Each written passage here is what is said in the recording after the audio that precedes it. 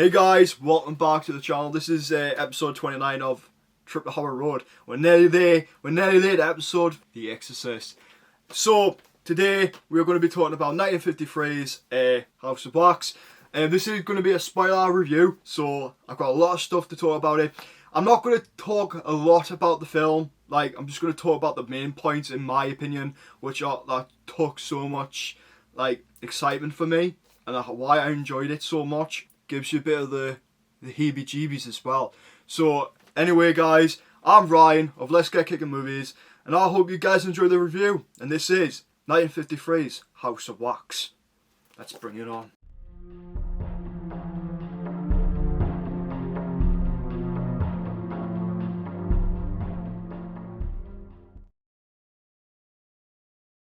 Right, let's get straight into the review on House of Wax. House of Wax is basically about the professor called Professor Jared, who owns this wax museum. The great technique, because he had so greatness with his hands, led to his demise. The reason why he led to his demise is that his business partner ends up setting the whole place on fire just so they can earn more shares in from the company and earn the insurance, which led to Professor Jared dying in the process. But soon after, there's been murders going around, might be connected to a new museum that's been opening called the House of Wax. So a character called Sue, who's our main protagonist in the film, she finds her friend murdered by this figure man, accused murders that's been going around. But who is that man? We do not know. So, until a bit later on in the film. So that's basically what the concept of our House of Wax is. I'm going to say about House of Wax, Ryan, did you enjoy it? And I'm going to say I had a load of fun with this one. I like 50s and 40s, when it comes to horror movies, because it brings so much joy watching these kind of movies, because back during the 40s and 50s and stuff like that, practical effects were the only resources to create special effects during those times. So that's why they had to experiment with lighting, camera shots and stuff like that, use some prosthetics and stuff like that. And now there's a prosthetic scene which I will talk later on in the review, but first I want to talk about our lead protagonist first. Her name is Sue, or Sue Ellen.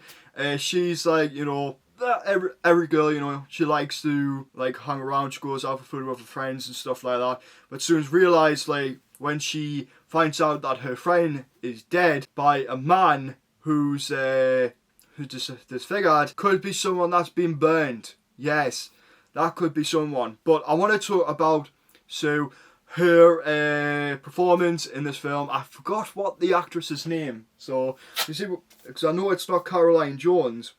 Ah, right. It is Phyllis Kirk. That's who I was thinking about now. Phyllis Kirk finished playing Sue, which I said. Absolute brilliant performance. I love the performance from these films are so professional. That's what I like. She had the scariness in her. She had the anxiety, all that kind of things, while she's trying to figure out what is going on with the murders and what is wrong with the new museum called House of Wax. So I just love her performance. I had a tear in my eye because whenever she was running away from this mysterious figure, which I'm going to call it the man with the burnt face, she's literally running for her life because she finds out.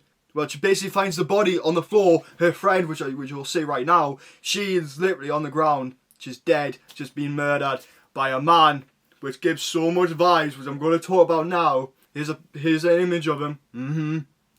In my opinion, this does give me some Jack the Ripper vibes, because multiple women are getting murdered, plus men are getting murdered as well. This man is absolutely horrendous. He is despicable. The characteristics on this man is just venomous. That's what I get from the feeling. I feel like he knows something that nobody knows. Because, he knows, what he's doing with these bodies. Why is he going for the bodies in the first place? Because he wants to use them for his own personal gain. to create something new, which could have him being involved in the new museum, the House of Wax. And that's what gets to me. Professor Jared, which I'm going to talk about now, we find out during the story that he is actually still alive. But the only reason why he's still alive is because someone pulled him, or something pulled him out of the big massive fire. Like if you saw at the start. So there's something wrong with his hands. He wasn't able to create the designs, like his true masterpieces, like what he created back during the time when he had use of his hands. Like, he's went through a lot. Like, after what his business partner done, of course he's not going to go back. So that's why he hires, new partners in crime, which I could say. One of the characters was one called Igor, and this, one thing I noticed, and I recognised his very face, the man who was in The Magnificent Seven. He starred in Death Wish, The Great Escape. Charles Bronson is in this movie. Charles Bronson is in the film, and that was like one of the most real life roles. I gotta see him. He plays this like deaf mute character. He's like a brute character, and I tell you what, I got so much like scariness like come from him, and I felt that feeling, like what was inside him. Like, I feel like he was just being used, like being like, but he's kind of like the sidekick in a way. Like, I think he's being involved or dragged into this experience by Professor Jared, so like he could have something to do with the murders. But like when you go to the morgue, you see the mysterious figure, right, going into the morgue. Right, you see the mysterious figure going into the morgue, right? I see these hands on, like they're being burnt. And I figured something out. Wait a minute, could this be Professor Jared?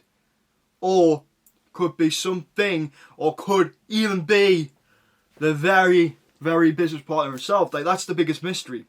Because I was literally like, is Professor Jared the man who's been doing the murders and turning them into the wax figures to bring back the beauty of his characters? Well, which I'm going to talk about now, it's going to be so shocking, because I told you I'm not going to talk about every single bit in the film. The scene I absolutely adored is where Sue goes into, I'm going to say, the wax museum itself to find her lover, who's like went off to go get something, but as soon as realised that the very, place where her friend, which I'm just going to say now, there's a scene where she recognised like I think an ear piercing. It was like this model of Joan of Arc, until she realises that Joan of Arc is actually her friend all along. Because when she pulls off the wig, that's how she knows it was her friend turned into a wax figurine covered in wax. But then Professor Jared comes out of nowhere, rolling around in his wheelchair. Because I thought he was wheelchair bound myself. But then when you realise he stood up because he couldn't do anything with his hands, he's walking around like an absolute... How the fuck is he can still walk? Like, that's the one thing I want to know. His legs can still work, but his hands are still broken. So when I found out what was happening there, Sue, I think she grabs like some mallet or something like that. She bangs it on the top of Professor Jared's head. And what happened was his whole face was covered in wax. A wax face that looked so realistic, and I was literally like, how the fuck did he create something like that? It was so professional. I was literally in hysterics. This definitely gave me the heebie-jeebies. All certain scenes, like the soundtrack itself, man. The soundtrack itself was so unique, and it brought so creepiness to the story. Even if you listen to the main credits when the movie was starting, that was so creepy. The dark, eerie streets of the 1800s. That is the source of what a horror source is. Because it's set in New York, of course. Give me that feeling of old classic horror. Like, you don't have to have a horror film that is an hour and 50 minutes. This was an hour and 28-minute movie, and he even still had an intermission, at least like 40 minutes in, right? 40 minutes in, had an intermission for 10 minutes.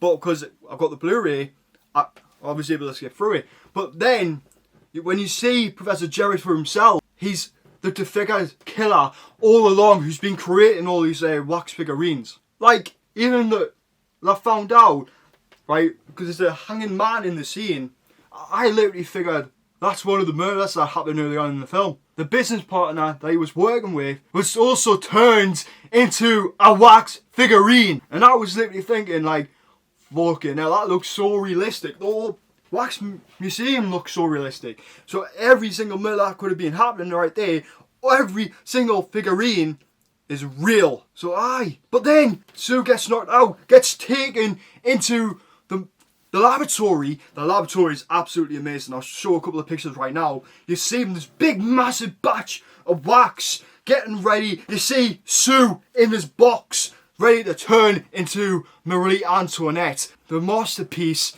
of what Professor Jared wants to create, because he's a goddamn murderer and he wants his house wax, his beauty of what he used to do with his old hands. It's bloody mental. But soon realise the police is on him. Police is on him. Then I saw that how he died was so remarkable. Like, he was literally fighting the police, you know, and he ends up getting bloody punched straight into the batch of chemical or wax itself. And that was the end of his fate.